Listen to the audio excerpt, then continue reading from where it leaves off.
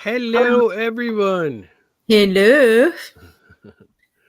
It Uh, feels kind of neat on a Friday, early evening. yeah, Kind of it's a weird. little different, isn't Mhm. it?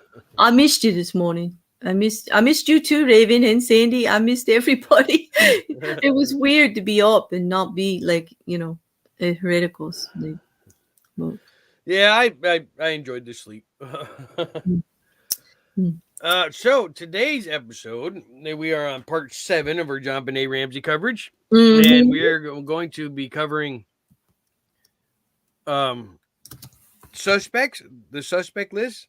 We're going to be Yeah. going off of mainly there was a Rolling Stone article put out in 2016. I believe it should be in the description if you guys want to read along with it. I may have to refresh to see if it shows up here because I want to double check because I don't want to tell you it's there and it's not. Mhm. Because if it's not there, I'll put it in the side chat. Yep, it's right there. It's the top one. It says rollingstones.com. That's the one we're going to look at. A list of suspects. I've also got I got a special for Claire. Yeah, he's got a special for me. You hear that? I've got a suspect that she doesn't know about. He doesn't share. He's not a sharer. He's getting all closed up and everything. I don't know. See, I didn't know he was like this, Raven. Like, I had no idea. No one gave me a clue about what this was going to be like. He getting all clandestine on me and everything. First, he tries to turn me into a serial killer, gives me all the tools, tells me how to find out how they are, tells me how to get away with murder, tells me Exactly. how to use You all the gotta, weapons, all the if you're gonna be methods. talking about it, you gotta at least know the basics. I know. So tries to turn me into a serial killer, and now he's withholding information on a regular basis. Don't you think that's dangerous? Like, No, see, you're supposed to withhold information. Remember, make them prove everything. make him prove everything. Okay, I do. I do remember you telling me that. Never tell them everything. Yeah. Like, withhold everything. Yeah. Raven was like, I tried to tell people. And then Sandy, you've Sandy's known like, him longer. Is he sneaky? Is he sneaky? yeah, she said Jay sneaky. And she usually has your back, so if she says she's sneaky, I'm believing her if she says you're sneaky. Yeah. So Jay wants to know it all and keep the secrets. The secrets. I The like that. secrets. I like secrets. That's sneaky secrets, like all together. Secrets. Ooh. Ooh. Yeah. Same as I still got his back. Yeah, I know you do. I know. So first off, I know we're gonna talk about this tomorrow as we not tomorrow, but Monday. Monday at 10, right? Monday at 10. I don't want you to go into details, but I want you to give a little spoiler. And I'll give a little spoiler too. Who do you think did it? You don't have. I don't want you to go into any details because we're gonna save that for Monday's show.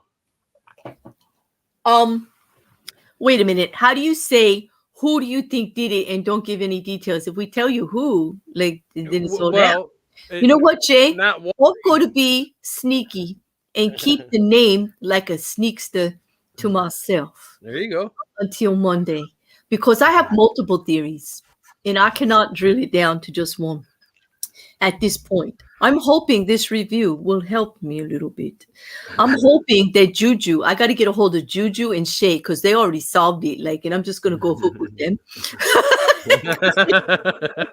Maybe if they show up today, I know weekends are tough for them, but like if they show up, like I'm gonna just ask them, hey, who do you think did it? And I'm just gonna go with them because they're quite clever, both of them. It's not that everybody else in the chat isn't. It's just that they have been saying for like 2 weeks now that they they got it solved. They know. They absolutely know. And I know Aaron Reese is going to join us on Monday night about the theory. Like he's one too. The one who Aaron is the one who showed us how to do the knot and gave us quite but he's got a lot of background information. based on his training and everything, he had a lot of information in regards to the case, how he was looking at it different than we were. Yep. He's different than I was. And so that should be interesting. And, yeah, that'd definitely be interesting. To get the different perspectives on, because we could talk all day, every day, and you somebody on the outside always has different perspectives. As we'll see here when we start going over the list of suspects on. Aaron goes, that guy's full of shit.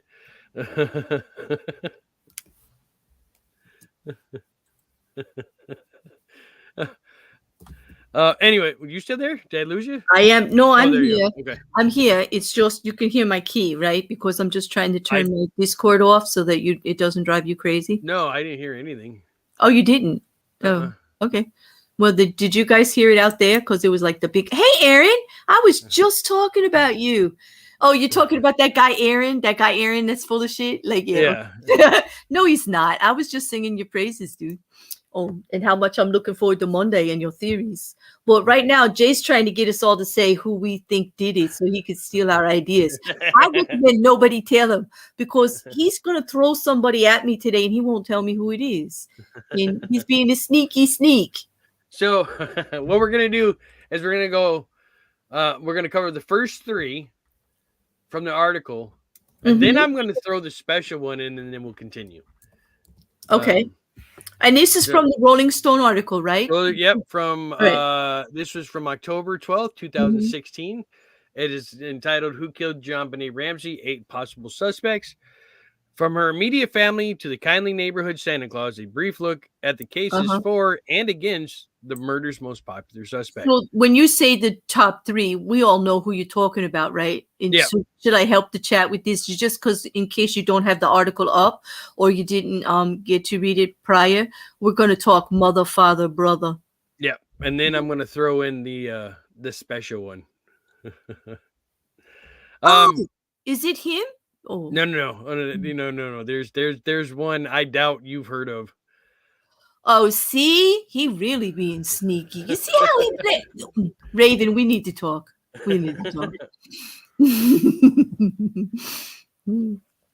Kim says she has a suspect. Oh, you do, Kim? Oh, you know what? Kim's good. Kim's really good. I'll bet you she has a suspect. I'll bet you she has a whole theory mapped out for Monday. I know she's going to take that link and come up with us, because Monday is open mic, like kind of theory talk. We're going to put the link out. Everybody going to come up if they want and talk with us about it. Yep.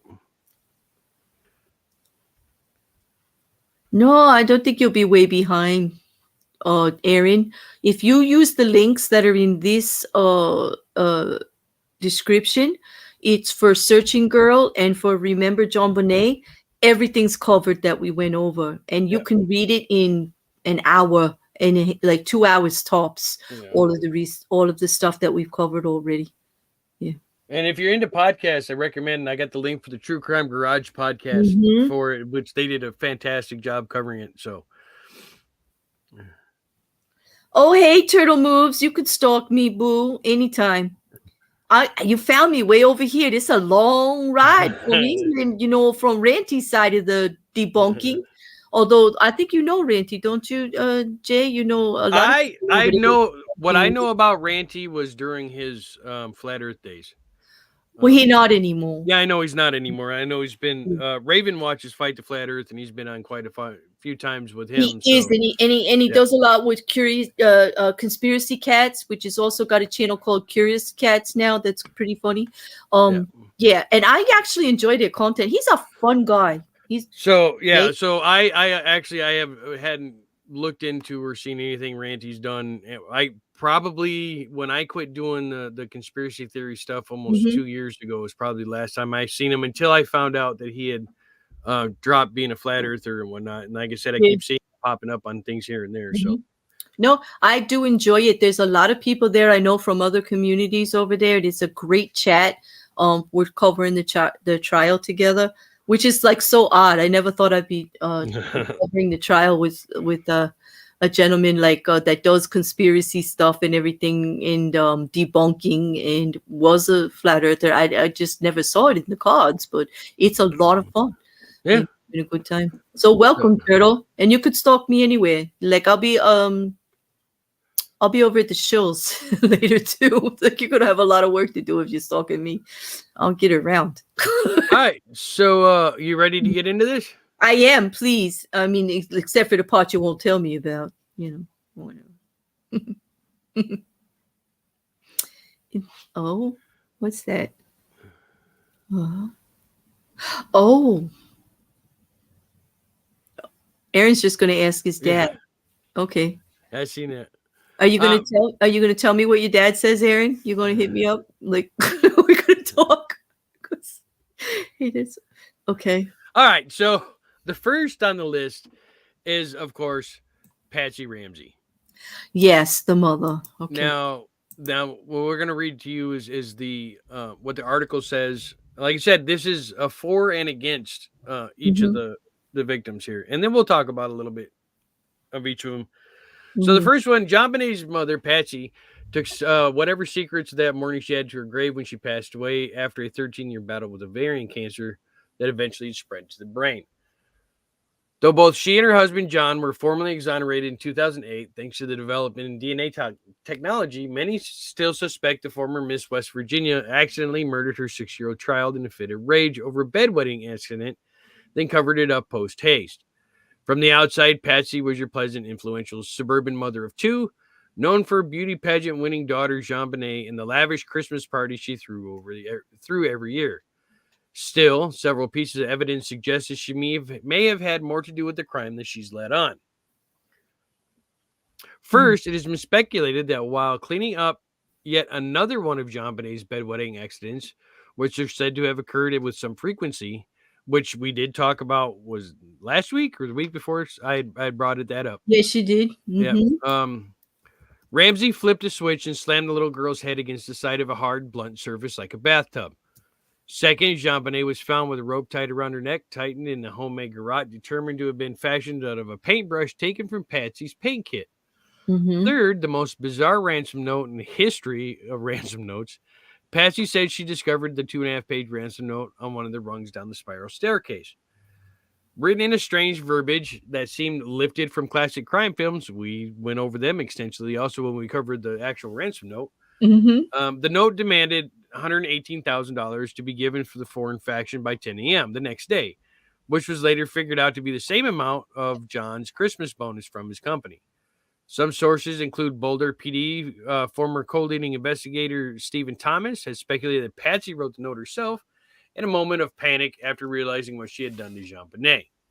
But handwriting analysis, though convincing, were eventually found to be inconclusive. It was determined, however, that the note had been written on a piece of Patsy's stationery from inside the home with her own pen.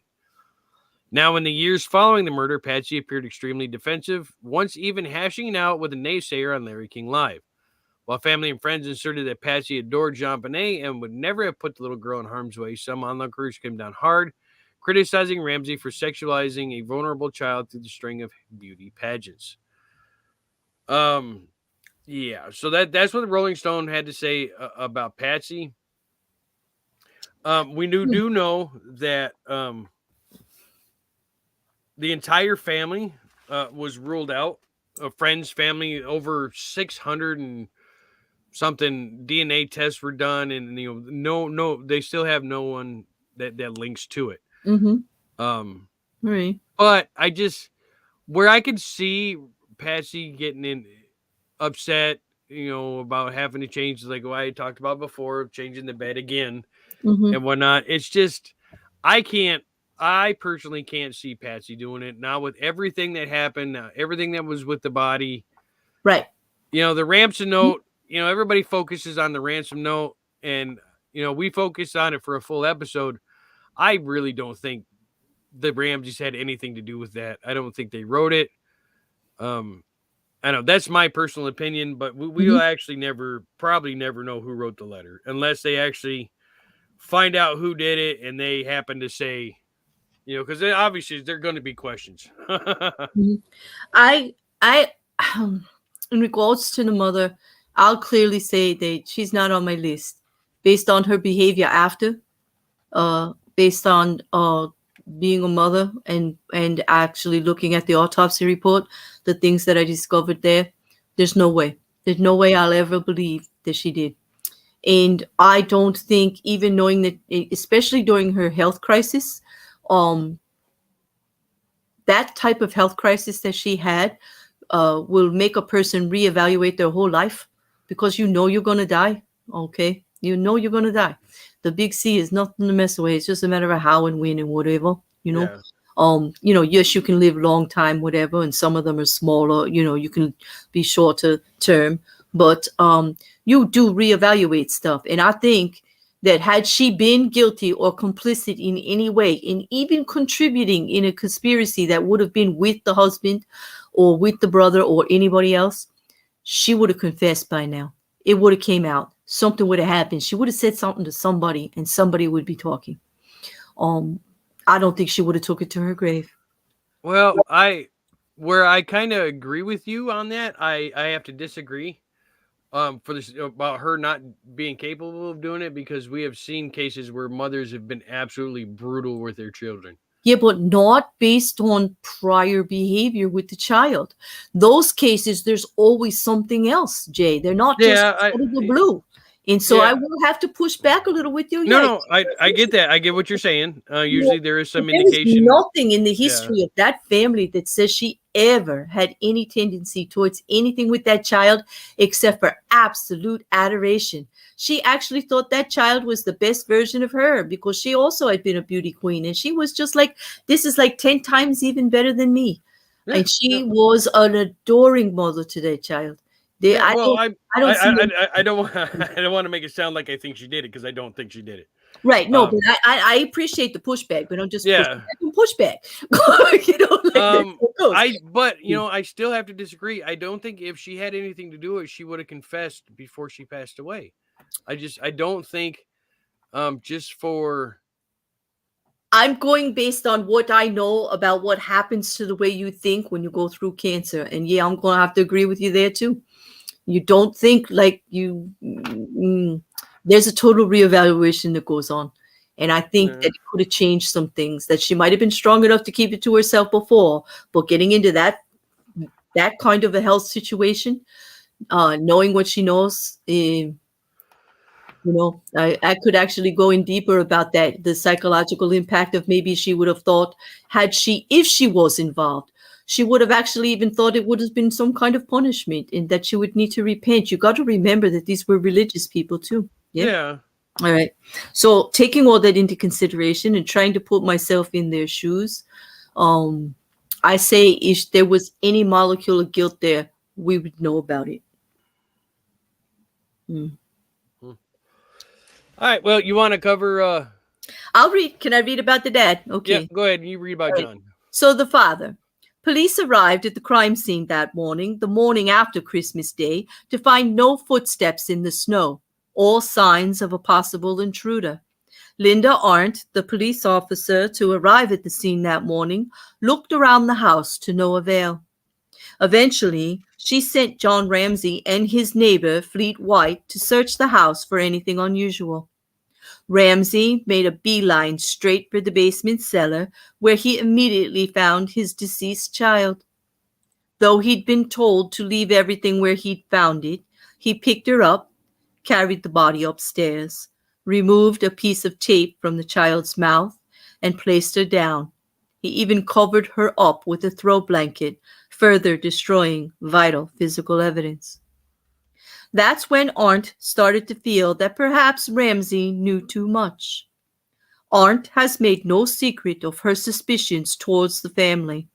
While Ramsey's unseen discovery of the body was suggested to have been the fault of a botched police investigation, some believe it's strange that intuition alone would lead a person to an admittedly unused part of the home.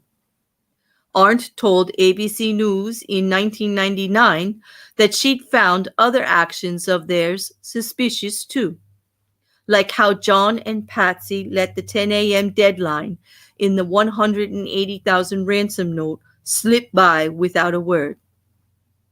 Arndt described kneeling beside JonBenet's body, inches away from John Ramsey, so convinced the murderer was in the house with her that she claimed to have quietly counted the bullets in her holster, just in case she had to use one. Arndt wasn't the only one who found Ramsey's behavior that morning strangely suspect. A detective on the scene claimed to have overheard John Ramsey making arrangements to fly the family to Atlanta just hours after the murder. John later admitted to this, saying that they'd been asked to leave the house and just wanted to go home to Atlanta, where they'd lived for over 25 years. Innuendo of sexual abuse began to circulate, though no evidence was ever found to prove these allegations. There is no history, Ramsey said in a statement. A person doesn't go throughout their lives as a normal human being, one night turn into a monster and slaughter their daughter. Go to bed and get up and act normal from there on. That doesn't happen. He too was exonerated with his late wife Patsy in 2008. Once touched DNA testing cleared all three members of the immediate Ramsey family. I never even suspected him of this. For me, it's just, I guess as a father figure, I can't see him doing what was said to his daughter, but but that's kind of like you were saying as a mother figure, I couldn't see it. And there's just, well, okay, I'm going to bring something up here because I found this out. And I want to know what Raven is saying isn't true about what they're writing here, like in the article, because I'm curious. Well, I guess after you're done. Yeah? No, okay, I was looking up something. I'll catch back up on that in a second. So I wanted to bring this up. I found the floor plans of the basement. Okay. So this is what I wanted to show everybody. So here's the wine cellar. This is where they found her body. There's the basement stairs. Okay, so there we go. Basement stairs. There's the wine cellar. This is the window with the suitcase. Okay, so the initial search, the first search, he only went into here. He only looked into the boiler room, never went into the wine cellar. Never opened the door and whatnot. They kind of looked the room. If you look, the wine cellar's tucked way back here. Yeah. You know, so an initial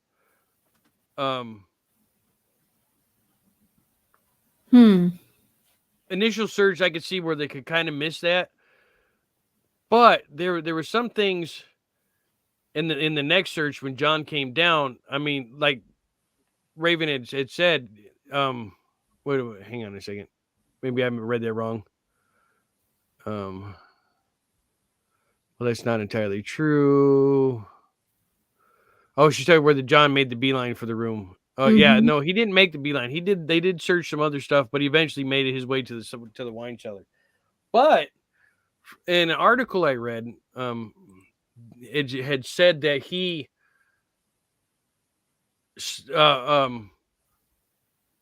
White had said John started yelling "my baby" before he even turned the light on. So when the police said he opened the door to the wine cellar, but he didn't see anything, that tells me that the police never even looked in the wine cellar. Okay, well here, White said he said that before he turned on the light or before he got to the police center. But wasn't White also like, in the house for a while under tension too? How do we know those seconds? Those are seconds between true and false, yes? So I'm not so inclined to believe that to be an absolute as far as a sentence, a fact, I don't think he said it before. I think you could think he said it before if he said it right away. I think the stress of the whole situation, Fleet was involved, the kids back and forth, all of this, and then doubt when the police keep looking at them. He might have, this is where I go with this kind of stuff, especially when you know the family members and they're all involved. And then you get doubt and then you start to not recollect the same way that you think you would, especially under the pressure. Because we're only talking seconds here, right? Yeah. Right. So, but like I said, I once again, I don't believe That's it, Raven. That's what I'm saying. That John made a beeline for that room. I don't think so. Maybe he made a beeline for the farthest point of the basement to start the search. Yes? Okay. You just showed me a diagram of the basement, right? Yep. Mhm. And the wine center is the farthest corner of the basement. Yes? Well, actually, there's a crawl space, but yeah, we'll go with the But wine if you, cellar. okay, Yeah. so if you're searching something, wouldn't you want to go to the farthest corner and work your way out? Isn't that standard search procedure? I'm thinking. Yeah. Why are they trying to turn it into something else? I'm with Raven on that one because that's a lie, made a beeline. You see how people will start to extrapolate on information when they're personally connected to the family or anything involved. Sometimes the closest witnesses aren't the truest statements, especially when there's only seconds and it's up for interpretation. Words like a beeline, him moving too quick. The fact of it is, John, it should be presented this way. John Ramsey went to the farthest corner of the basement to start the search.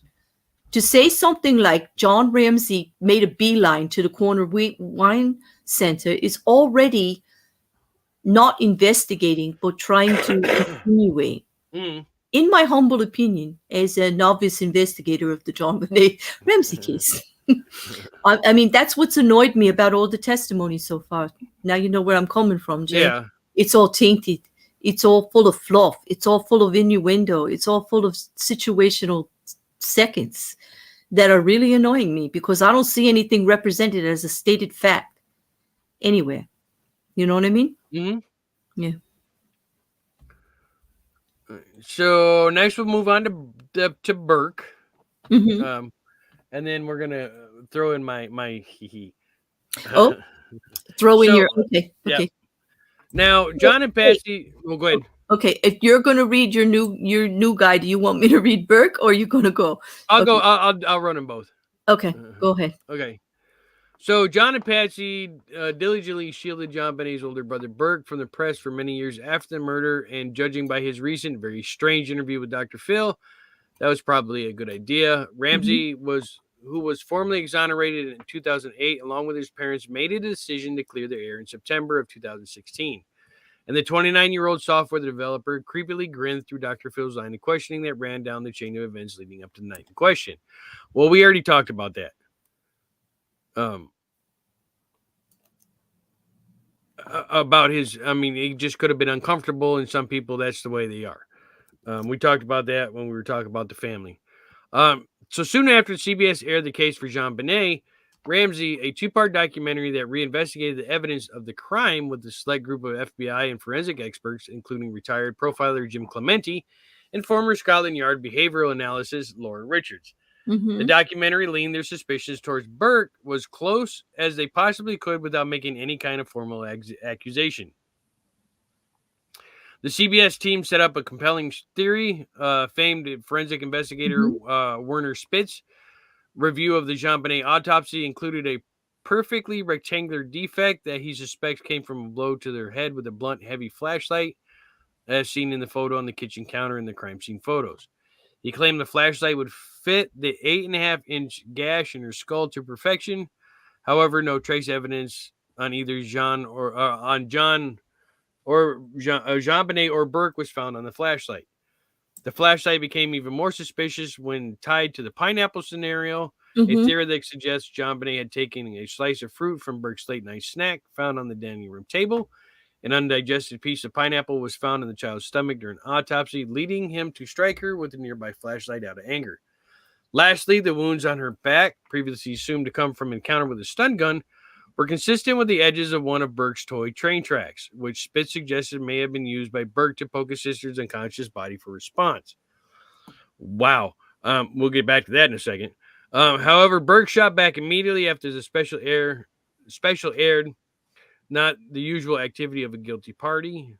His attorney, L. Lynn Wood, claiming that CBS perpetrated a fraud on its viewers. Then we know that last week Wood filed a $150 million lawsuit against Spitz for potentially defamatory comments or statements made about Burke by promoting the special, and the lawyer confirmed to Rolling Stone that they are intent on suing once the mandatory waiting period is passed. But we know that he did win the lawsuit.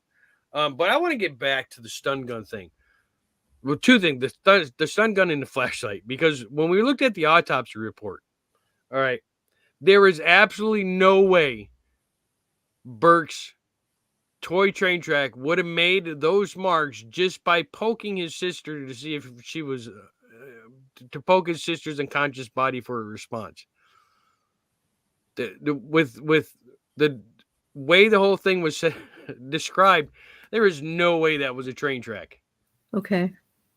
It had to have been the stun gun, or it's that not it had to be, but it's not going to be the train. It was going to be something like a stun gun, because they didn't specifically go out and say stun gun. And then as far as the flashlight go, well, we already know from the autopsy report that there is no way Burke could have done that, because they had stated that would have take as much as 350 pounds of force to deliver that blow. And there is no way Burke could have created that much force. Okay. He just wasn't big enough. So there's just no way.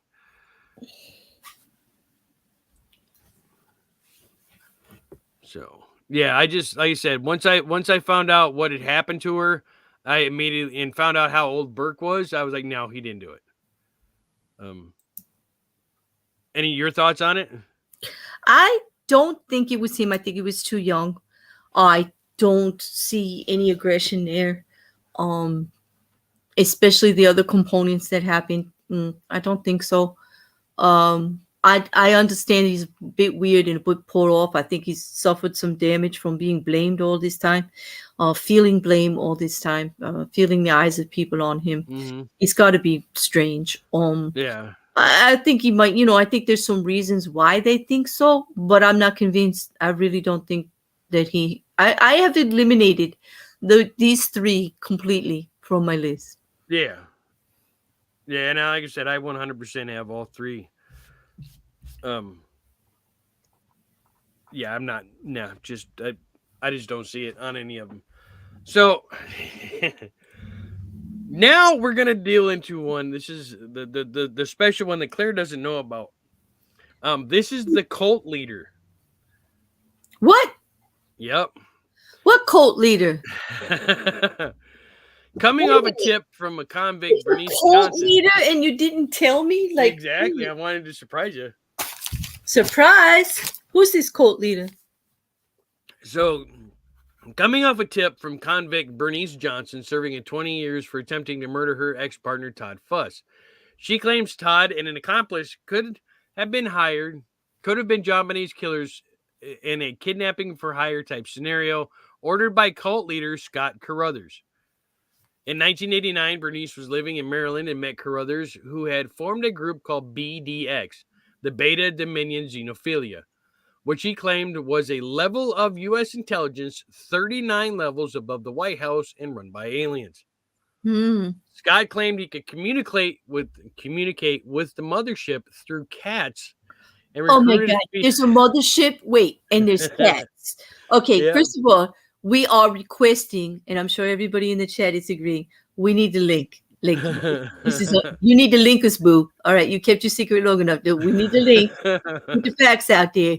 Cats and the mothership. Yep, there you go. It's in the chat. So, yes, he could communicate to the mothership through cats and recruited female members who became his sexual partners, moving them into his Maryland home, often with their children. So, cult expert Mark Powers suggests he have also been grooming the young girls. Let's skip through some of the. Well, not really. Are you telling me this is truly a legitimate suspect? Yes. Wait till we get down a little further, and you'll understand why. We heard that the daughters of the families that were involved in the group. I think one was 13, and he was cultivating her to be a princess in the group. I'm not really sure what that meant, but what he is involved with the other women in the group, and the natural assumption is that he was cultivating them for the next step. Now, Carruthers' former chauffeur, John Griffin, also believed he was a danger to the girls. Bernice claims Carruthers hired Todd Fuss to kidnap JonBenet and that he wrote the ransom note. The text includes the words countermeasure and tactics, buzzwords Carruthers used often, and was signed off with the word victory, another term that he had favored. It was claimed that the mysterious signature SBTC stood for Scott Brooke Truth Carruthers, a name that he had been known to use. In 2002, Carruthers was jailed for plotting to kill 4 people who opposed the BDX, and court documents also revealed a plot to kidnap a 6-year-old girl. Carruthers does deny any involvement in the murder, and a journal written by a follower places him in Maryland on Christmas Day in 96. Okay. I have questions. Okay, I have questions. Question number 1. Does this man have a stun gun? I don't know. Probably. Did he have shoes or apparel anywhere near the footprints that they did eventually find? Hang on. Yes, always. Yeah, he was a suspect until cleared by DNA evidence. Wait, so they cleared him from the DNA? Or not Carruthers. Todd Futz was cleared by DNA. Yeah, but like I said, it was believed that he was kidnapped for hire ordered by Scott Carruthers. Okay. But shoes. Let's talk shoes. I don't have any of that information you're asking for. I read you exactly. I read you a name. I read you all the information. That is all the information we have, and you call this a credible suspect? I didn't say he was incredible. Oh, it's just a suspect. Okay, not credible. It was the off-the-wall cult leader aliens. A level. I think Jay's having fun. Jay's having fun. Okay, Futz would attend the pageants and was often seen looking into the dressing areas. Kim, where are you getting that information? Oh, he'll pop up. I think Todd Fuss is on the list. Wow. And he was until he was cleared. Okay. Yeah. He hands me a cold mac and cheese to throw in Jay. Yes. Yeah. Okay. Thank you, Sandy. Mr. Sanders like, why am I not in this cult?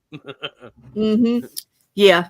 Because I'm not a PCOS, she says. I don't know. I don't know. Are we going? All right. So, okay. Is that all you have on him? That's all I got on him. I seen that one. I'm like. And how do you spell that last name? Is it Futz or Fuss? Fuss. Fuss. Okay. Fuss. Okay. Yep. So, all right. You want me to read about this guy? Yep. The next one? You got the next one. The next one, the town drifter. All right, the town drifter. Okay. Oh yeah, Kim, we're gonna talk later. I could hear it. We'll all go to Discord and talk about this, and we won't invite Jay. Oh, that's rude. Well, we don't have to invite him. He'll show up anyway. You'll see. It's like he'll be there.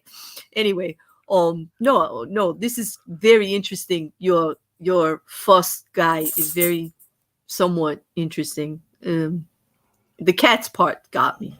Yeah. But I don't really think that's credible witness. There's not enough there. Gary Oliva was a 32-year-old known sex offender in Boulder, Colorado, when JonBenet was found strangled to death in what looked like a potential sexual assault, given that there was a droplet of blood on her underwear. The convicted pedophile had been living in the area on and off when police allegedly found a magazine cutout of JonBenet Ramsey in his backpack after he was apprehended on drug charges in 2000. He was soon released, but suspicions remained. The Ramsey family's longtime private investigator, Ali Gray, once referred to Oliva's ties to JonBenet as a bombshell arrest in the case and a bombshell arrest in the case, and lambasted the Boulder Police Department for failing to consider him as a more credible suspect.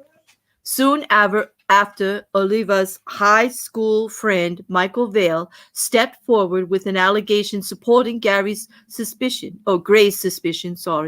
Vale claimed that not long after the murder, a distraught Oliva had called him on the phone and confessed to his longtime pal that to have hurt a little girl. I hurt a little girl. Vale revealed to In Touch magazine earlier this year that he was particularly unsettled by how the knots used to fashion the garrote that strangled JonBenet were similar to those used in an incident where Oliva attempted to choke his mother with a telephone cord. My blood ran cold when I read that, recalled Vale of his troubled childhood friend. Oliva was also rumored to have possible connections to a theory that links the marks found on JonBenet's body to an encounter with a stun gun. Oliva had one on him at the time of his initial arrest. While he too was cleared by DNA testing for the JonBenet murder, he was recently charged with 2 counts of sexual exploitation of a child for possessing child pornography. He was last reported by the Denver Post to have been arrested in June and held on a $100,000 bond and is scheduled to appear in court later this fall. As of 2020, he was still in jail, but he was going up for parole, but I couldn't find any more information off of that. Of course, I didn't dig too deep into that either. Now, the biggest thing with Gary's involvement in here was the phone call that he said he confessed. He also wrote some notes that said he had did it.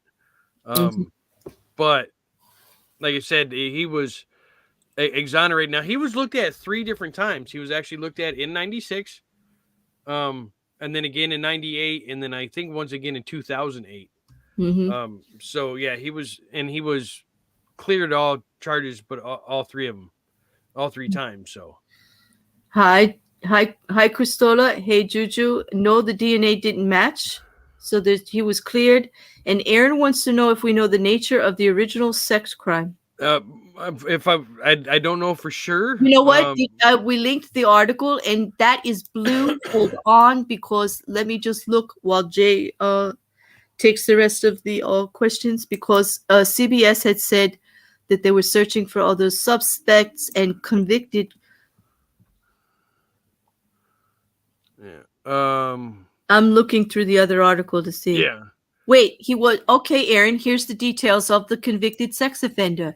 He was from Oregon. He has been classified as a paranoid schizophrenic, and he was convicted of another 7-year-old girl in Oregon and spent that time in prison for that case.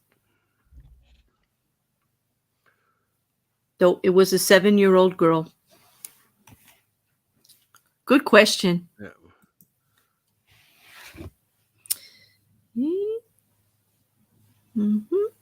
So that's that guy. Okay, so now he's for me on this one, this is what I was talking about with somebody who, well, I believe had prior crimes in this situation.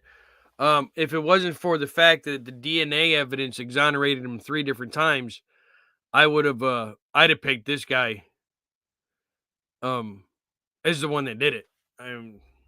But like I said, everything exonerates him. You know, we've got it where he says, "Well, I killed her." Well, we also know that there was another guy that we're going to get ready to. I think we're covering next. Well, not next, but here shortly. Claimed he did it too, but come down to find out he didn't do it either. So. Well, we definitely we have additional information on him now, at least, you know. And also this is only the Rolling Stone article. If you search these people's names, you're going to get so much more. And even in the Rolling Stone article itself, many of the wording is blue. And if it means blue, if it comes up blue, that means there's links linked to it that you can find additional information. And Britt, I do say it like it's gone somewhere. Oregon, like it's gone, it's left. Like, of course. Like, how do you say it? And like, most people will call it Oregon. Oregon? Yep. But that's not how it's spelled.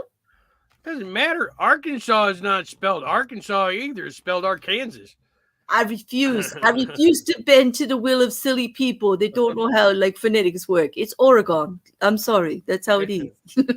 Just like it's Missouri, not Missouri. It's Missouri because it has O-U-R-I. It's Missouri.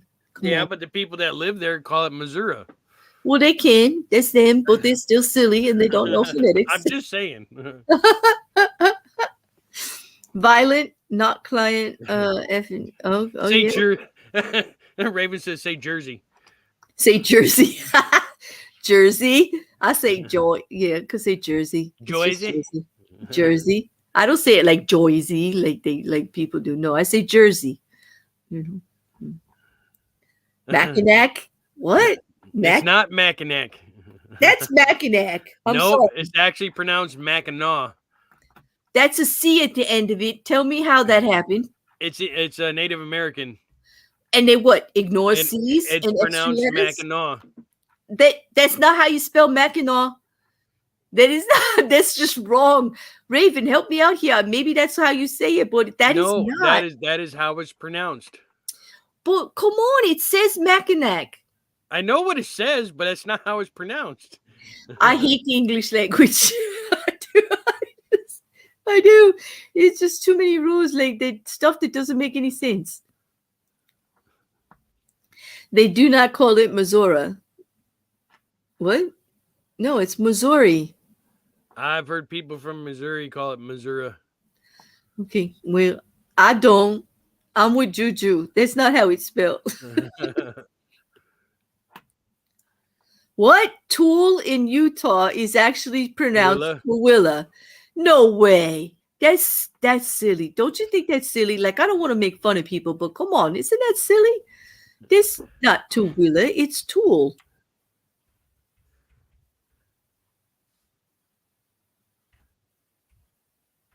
All right, pronounce that one.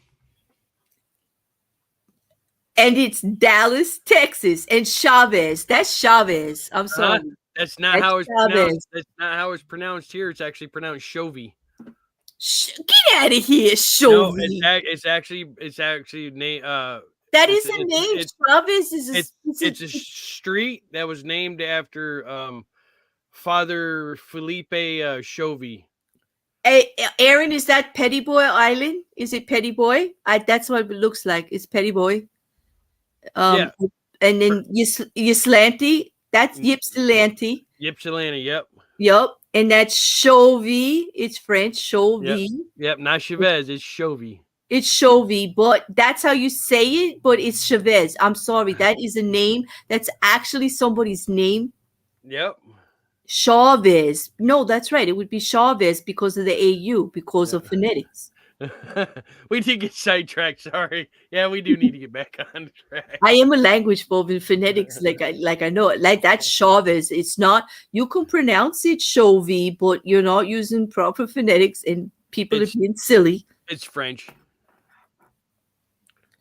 What? I can't even say that, Kim. Is that Chapatolis? What? Chapatolis, or I don't know what that. Whatever is right, Sandy. I have no idea what that. I can't say that, Kim. You're gonna have to phonetically put that one out for me, but I'm not gonna believe it anyway because it probably isn't anything like how it's spelled. All right, we're gonna move on. We're gonna move on. What's the next one? The next one is the Electrician. Now we've already talked about this gentleman, but we're gonna because it's a little thing here. So. Another potential suspect, according to Ollie Gray, was an electrician named Michael Helgoth, who worked in the nearby auto salvage yard. Gray referred to Helgoth as a hellraiser tied to an alleged property dispute involving the Ramseys. Could that have served a possible motivation to seek revenge on the family and kidnap JonBenet? It has been speculated that once the 26-year-old Helgoth caught wind that he could be a suspect in the case, officials found a boot print allegedly similar to his near the home, he committed suicide before anyone could get him. His death occurred 2 days after the 97 press conference announcing that the Boulder DA was zeroing in on a new suspect. However, though, Helgoth remains cleared by both DNA and death. Well, but is that the guy with the hat and the stun gun? Yep, that's the guy with the SBTC hat, the stun gun, the boots. So there's a lot more with this guy than what they're putting in the article. Mm-hmm. And yes, the DNA cleared him. What else cleared him? Death. Well, listen, I'm sorry. Death does not clear you from a murder that happened prior to your death. That's just what the article said. He remains cleared by both DNA and death.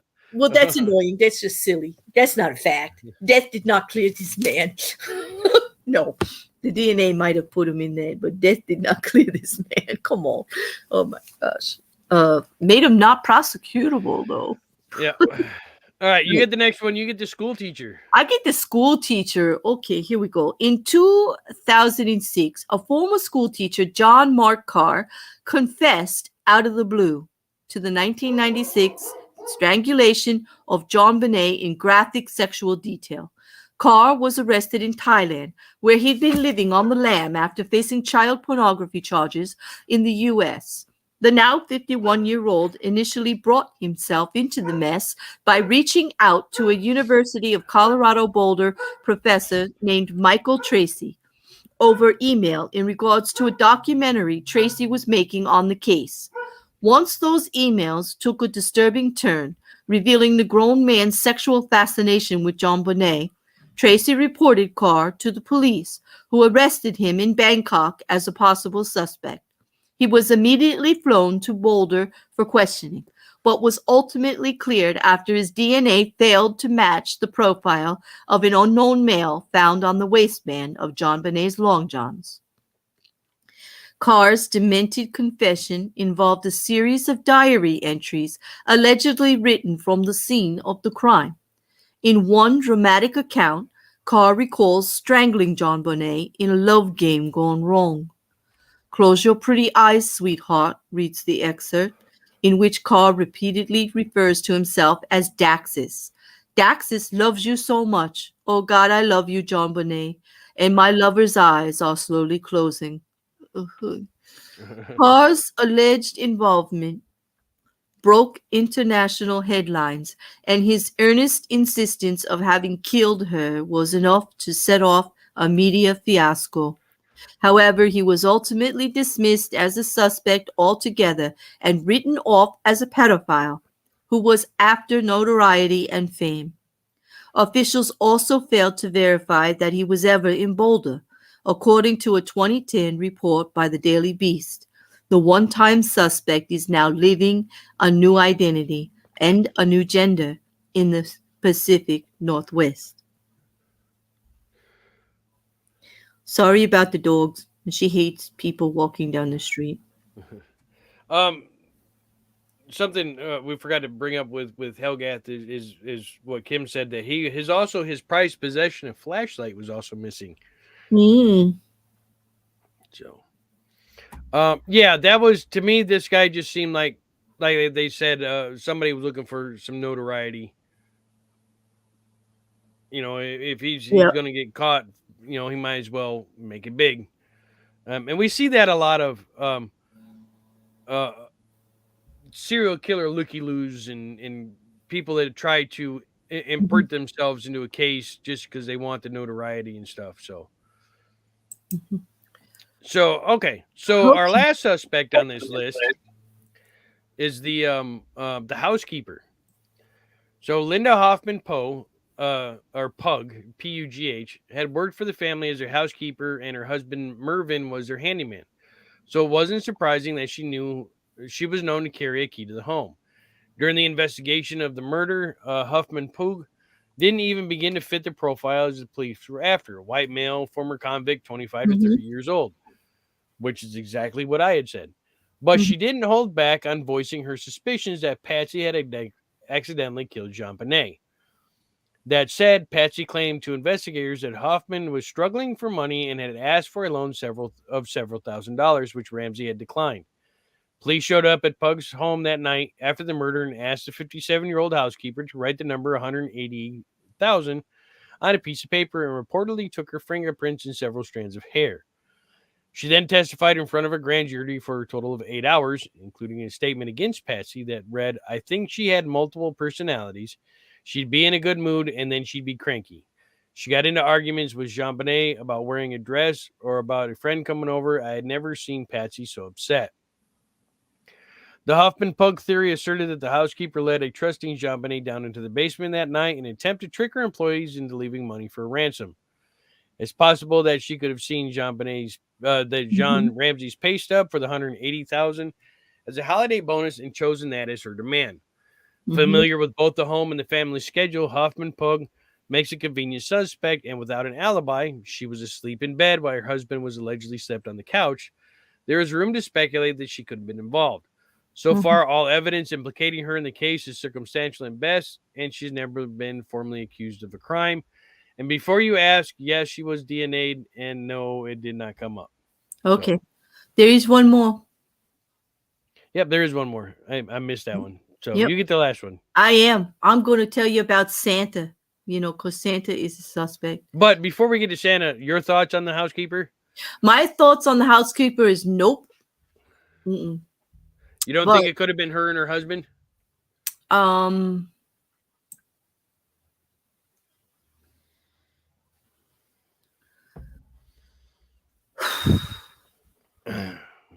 I don't think they found enough on the husband to implicate this crime.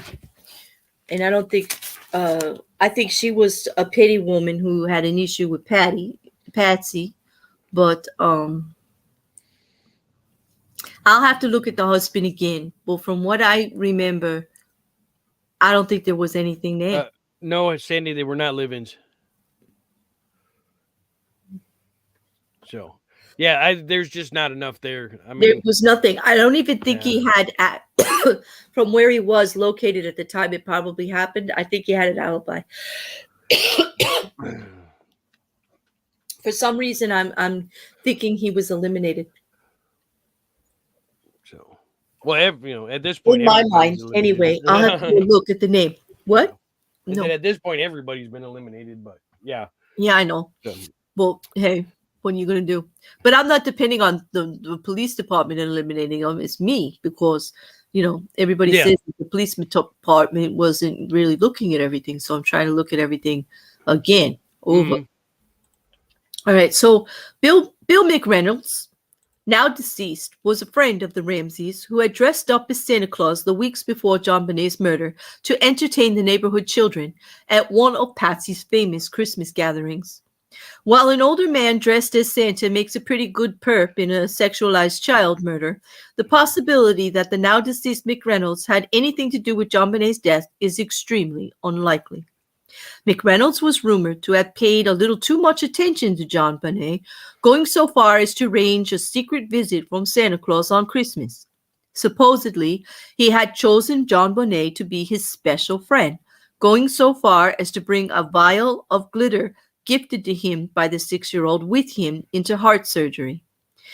Even stranger, he asked his wife to mix the gold glitter in with his ashes were he to die. This particular story generated buzz in the Denver Post, but failed to amount to anything more than the sensationalized character assassination of a friendly old man.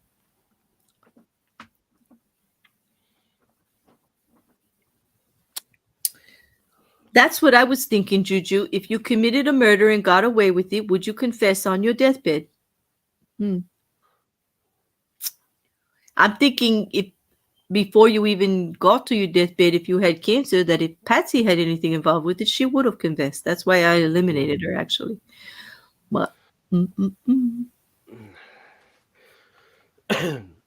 So, yeah. Suspects, lots of suspects. And that's what we got. That's all we've got are suspects. There are a couple more suspects. I'm just going to run some names off for you guys so you know. There was one named John Gygax,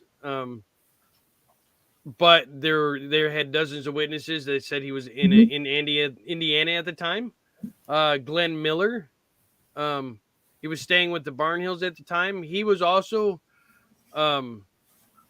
investigated multiple times, but he was cleared. No, all DNA and everything on that. We had a Kevin Rayburn. Nothing come from him. We had the Denver rock musician accused by CBS 48 Hours, Robert Furbresh, but he was questioned and then DNA taken and let go. There was a Todd Shanlu. He was once again cleared. Randy Simons, another one. There was one named Chris Wolf. Jane Shelby, which was a convicted rapist who falsely confessed in prison in 2003, was investigated and cleared by the attorney's office. But he also confessed to a murder of another child that he didn't do either. Mm-hmm. We had Bill McReynolds, of course, Santa, and Linda Pogue. There was also, no, that was it. That was the last one.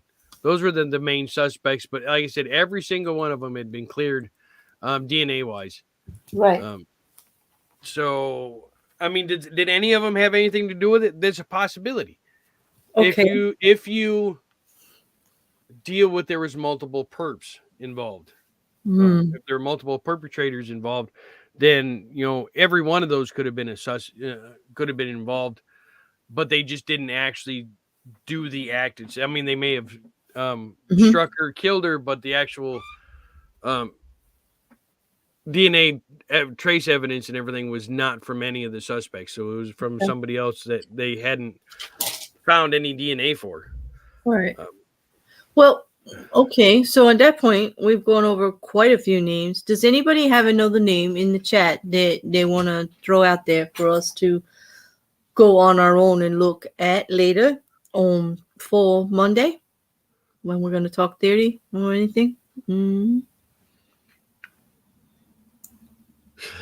Sandy says some stupid idea that confessing on their deathbed will clear the path to heaven or some such nonsense. I suppose, but the monsters I knew never confessed to anything. That's true. And Juju, I agree. It doesn't make any sense. I don't think they mean he took it like into the surgery with them. They probably mean he like brought it to the hospital, because there's no way they let him take glitter into the surgical suite. Like that didn't happen. I agree with you. That didn't happen. Kim says there's also another Sean Lowe brother. Sean Lowe brother. I didn't see that. I hadn't seen anything on that one. Like I said, they have taken and eliminated over 600 suspects through DNA evidence. So, I mean, yeah. So, I mean, friends, families, neighbors, coworkers, convicted pedophiles, convicted rapists, other murderers. So, yeah, it's at this point, we're still stuck with nothing. We got nothing. All right. We've got all this information and nowhere to go with it. And we're talking, this is, oh God, how far out are we now? 25 years? Right. Something like that. We're 25 years out, 96 to 2022. So 26 years out. Wow. Yeah. And we're still in the same boat we were 20 something years ago. And we're not going to solve the case. Armchair detectives, we're just not going to. All right. Well,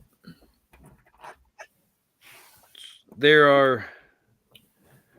It's like a lot of other cases. I mean, there's so much information out there. The Schulers have been linked to similar murders in Thornton, Colorado, and in Kauai. Huh? No, I didn't know that. And I lost train of thought where I was going from there. That there are and then sometimes you'll get, we got all this information and no suspect, and then there are times where we have suspects and no information. Right. Well, this one's going to be hard. Like everybody's going to start. We're going to start talking on Monday evening about theories about who you think and what. Like if you don't have another name to bring forward, that's fine. We can go from this list that we have, or bring it Monday. Like you could throw us a winger. I mean, Jay just did. Right? So, he's so pleased with himself too. You hear that little? It's like, oh my God. Okay, so did they ever clear? Was Chris Wolf on DNA? Yes, everybody's been cleared by DNA. By DNA, everyone that they've ever tested has been cleared, and that's why in 2021 they sent her after the results from the Green River killer, Green Ridge, right? Gary Ridgway. When they found his DNA through familial DNA through that genealogy website. Mm-hmm. That's why they decided last year to send it there to see if they could find something in there. As far as I know, they haven't got any information back yet. No. Sandy says, I still say the DNA at the crime scene was contaminated.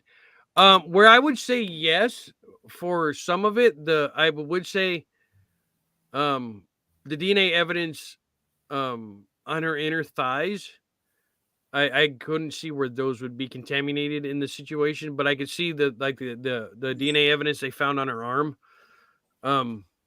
could be contaminated, but not the ones there. But yeah, but I can understand why you said, it was contaminated. So in her mind, then no one was cleared. But that's basically all we've got to go on right now is the DNA profile that's there. Because every other thing that's been looked at, everybody else has been cleared of it. I mean, there's the alibis and the things not matching, handwriting samples, things like that. Yeah, we definitely can agree to disagree on that, Sandy. Absolutely. Yeah, so there's just, like I said, there's just a whole bunch of things that we're just not going to be able to see, and I don't think, and who was it? Who said that? Yeah, and then Sandy said, I highly doubt this case will ever be solved, and I don't think it will. The only way I think it'll be solved is if the familial DNA comes back to a family member, and then they end up talking to that family member, and they confess, and then because we don't have all the information, they kept information hidden. Because they're going to in a case like this, they're not going to let everything leak out. They're going to keep things close to the vest, and it'll be something that they say or provide that is going to seal that confession in. But I don't think that'll ever happen because, in my theory, I think the person is no longer with us. So, but I'm gonna go over more of that on Monday when I talk about my theory. So, any other theories you got there, Claire? Not really. I'm still with the electrician a little bit. Even though the cleared, because of the hat and the stun gun and the shoes and the flashlight. For all of the witnesses listed, that's the most physical evidence that ties into the actual evidence that's in police reports prior to what happened to him, him taking his life. Then you add the fact that he took his life. Do I think he acted alone? No. That's why the DNA does not match. So you're thinking, well, we can go into the more on Monday, but you're thinking of multiple perpetrators. Yes, and I have said that before. Yeah. Mm-hmm. Yeah. Like I said, the list of suspects is so long, but there's nothing concrete on anything. In any of them, the most we have is circumstantial evidence, and we've already know that it's really, really hard to convict on just circumstantial alone. Nope, I get it. So who do you think then? You asked me who I thought. Who do you think? Don't say the culty cat guy. No, I don't think it was the cult guy. I think it was a Santa Claus. Now I'm not saying it was that Santa man with the glitter. No. I don't think it was him. In my opinion, he was too old. But it could have been a Santa Claus from one of the Christmas parties or the pageants or whatever. A 25 to some male, 25 white male, 25 to 35 ish at the time, with prior sexual assault. Now, I'm not saying he was convicted, but I don't think this was a first time deal.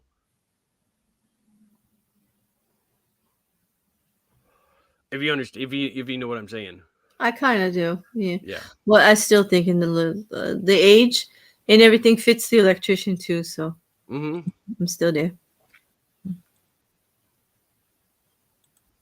All right, but I'm going to check out the Sean Rose, and I'm going to check out a few other things. Who knows? I might have something totally different by Monday, but I'm, going through the evidence and everything, and just trying to tie it to somebody, that And profiles aren't perfect. They get that. And, and they were talking about the cleaning of the body. So the DNA, like, I'm wondering, is it compromised? Like, would you get a familiar match? Would you get, like, a good match on anyone? From what I understand, it was a really good sample. Well, then, or multiple samples. Then we still have hope that something's going to come back. Yeah.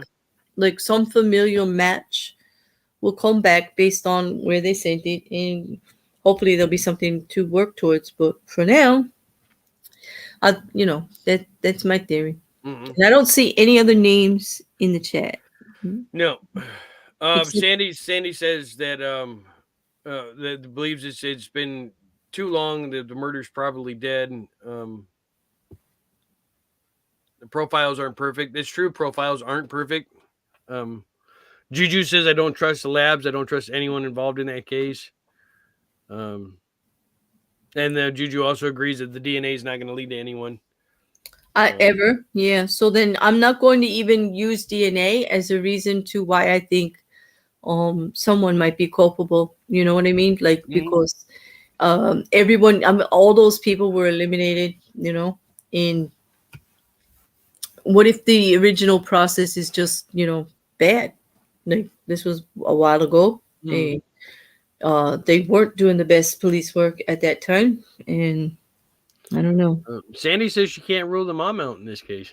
Well, yeah, prerogative. Yeah. Yeah, that's it. Said there's quite a few people that believe that she did it. So. And I realize when I do my argument about why she can't, it's very speculative. It goes from adding a lot on to the situation. Well, that's where I'm at with it, really, seriously. That's how I look at it. So. And Sandy also says I can't rule the brother or the dad out or any of the family.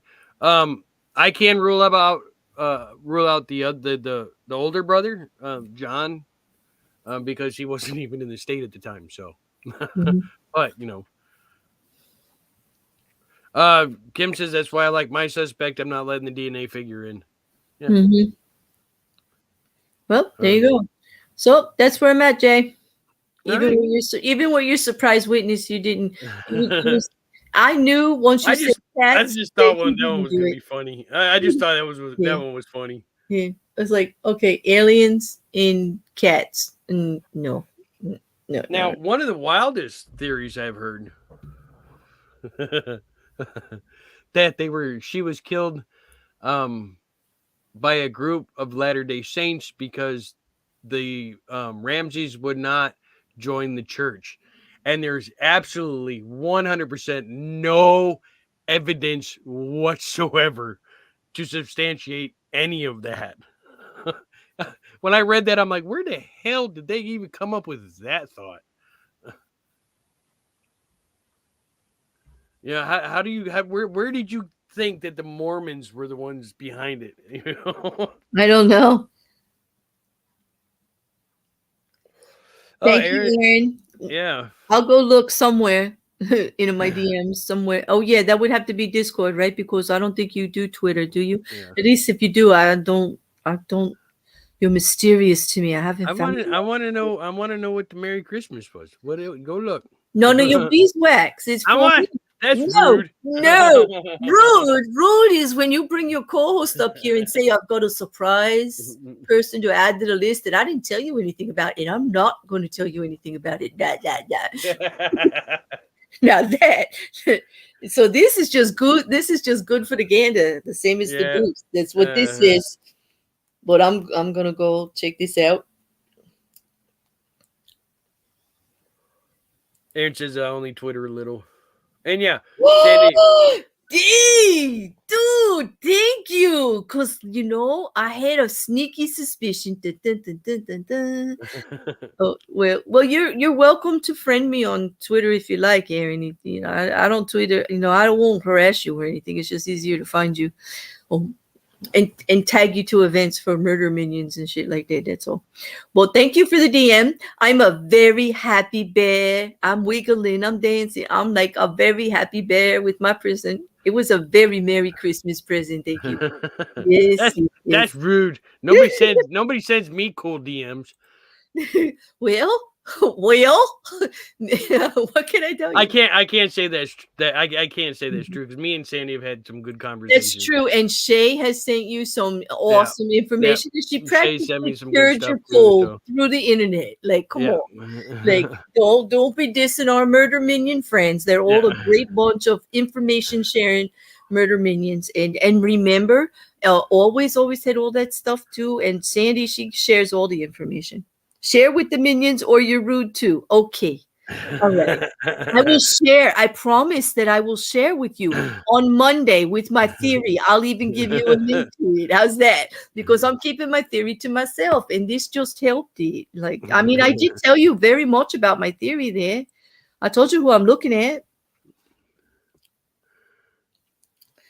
Oh, network better, sir. Yeah, network better. Yeah. It's good. Oh man, I don't know how you found that, but that was lit. That was absolutely lit. You're a bunch of sneakers. Yes, I can't. We're supposed to keep our theories to ourselves, though. It's not my fault, though. It's not my fault. You know, I can't spill. I will spill it all on Monday. I'll even give you pictures, everything, whatever you want. All right. So that's another episode. Yep. Well, I hope you'll all join us on Monday for the next episode at 10 o'clock. Everybody's invited. Yep. We will be sharing the link and inviting. I can hold 10 people up there. Well, 9 plus me. I mean, I'll drop if I have to, to get somebody up there. But I want you all to share, and you don't have to stay as long or whatever you like. You're not forced to do it, but we want you to participate. We want to hear your views. You will be on YouTube. You don't have to use your face or anything. My channel is all avatar, so it's just you can connect with a phone. If anybody wants to know how to do that and to test it before Monday, hit me up. I'll run your link and show you how to StreamYard real quick with your phone. It's really that easy. You'll be there provided the world doesn't fall down. The world? Oh my God. I hope the world isn't going to, because it's like you're not going to be there because the world falls down. I'm sure none of us are going to be there for the world falling down. Yeah. Yep. Let's go drink coffee. Yeah, Raven. Let's go have some coffee. Yes. And cold mac and cheese and all that other stuff that he doesn't like, and muffins that he doesn't eat. Pineapple pizza. I know some of you. Don't come for me. I know. I will always put the other side just plain for you. Okay, like don't come for me. I'm a sharer. Yeah. All right, everybody. Thank you for joining us. Monday, 10 p.m. Where we'll have the table. Everybody is welcome to join us. Oh, can I tell them what I'm doing Saturday? Do you mind? Yeah, go ahead. Okay, Saturday, I have a forensic psychologist joining my channel for several hours in the afternoon to break down Amber Heard based on the testimony of Dr. Shannon Curry that was given from her mental health evaluation and all those disorders. So if you're following that trial, Luke Bearded Heretic has decided to join me for a couple of hours because he's having a great time following this trial too. He's a psychologist. He knows a lot about the diagnoses, a lot about how this information plays out, and it's going to be a lot of fun. He has a way of giving out the information that's easy to understand and can give us more context for it. He's got great experience, and I'm very excited that he hit me up like I did the Dance of Joy today, that he wanted to do this because, oh man, I love those conversations. So if you're available at 3:00 tomorrow, come on over and or catch the replay. I'm sure it'll be worth it. But it is going to tie into Amber Heard and the Johnny Depp trial because it's all about that testimony and those disorders. So it should be fun. All right. Yeah. Thanks, Jay. Yeah, not a problem. Yeah, I'm weird. You love me anyways. Yeah, picking on me about cold mac and cheese and cold pizza, coffee and muffins and melted chocolate. I think, Jay, sometimes you like the Black Mirror stuff, right? Like, yeah, I've got to watch that episode. Yeah. Well, Sunday, actually, at 9, Kim and I are doing something a little different. We're not doing a Black Mirror episode, but we're doing Charlie Brooker we're going to deep dive into what he's trying to tell us about social media and technology based on these episodes. We're just going to have a conversation with all the episodes in mind. So anybody that wants to have open conversation with us about that in the chat, we might even throw a link if you're that vested in it. But definitely it's going to be an open, because we also on Tuesday are doing Men of Fire with Jack. So we didn't want to have an episode that close. Jay, you still have to tell me which one you want to do with us. We're going to be doing, I thought of you, Crocodile. I've got to watch. Oh, you want to do Crocodile? Okay, yeah. So then, look at your schedule and see if you're available on the Sunday. If you or if you have to make special arrangements, we'll figure something else out. Yeah, I'll check the schedule and I'll be back with you on what episode. Hey, there you go. So, for Charlie Brooker fans, that's going to be a fun. I can't wait to do that with Kim, because Kim and I talk like this all the time. And when we get to get in on Charlie Brooker and what the heck he's trying to do to us and the lessons he's trying to teach us. Because remember, Black Mirror came out quite a while ago, and yet things have changed. Things have changed drastically. And some of these messages really resonate now. Like he was warning, but we can actually see the stuff he was talking about. So it's going to be interesting. Killer bees and all, Well, trying to figure out, I know his name from something else, but I'm trying to remember what else I got. Kim would probably be able to tell you. She knows all. Well, I'm looking through his IMDb and nothing pops up. Well, we're looking at doing an anime series afterwards.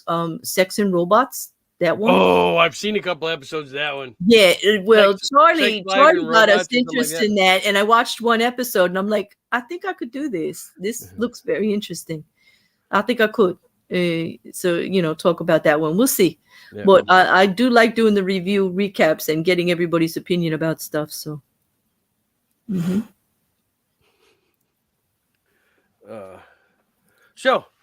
Thank you everybody for joining, and I don't have an intro, and I don't think I'm an outro. I don't think I'm ever gonna do an outro because this is more fun. So, thank you all for joining us. Thank you for going through the speculation, picking on me. What do you mean picking on you? You brought up aliens and cats. You were open. You lobbed that out there knowing what was going to happen. That's why you kept it on me. It's like all that woke stuff. So, all right, everybody, have fun. We will see you on Monday. Yep. If I don't do something before then. Have fun. Enjoy yourself. Take care of you and yours. And we will see you again on the next one. Yeah. Thank you, Jay. Thank you, Murder Minions. See you soon. Bye, everyone.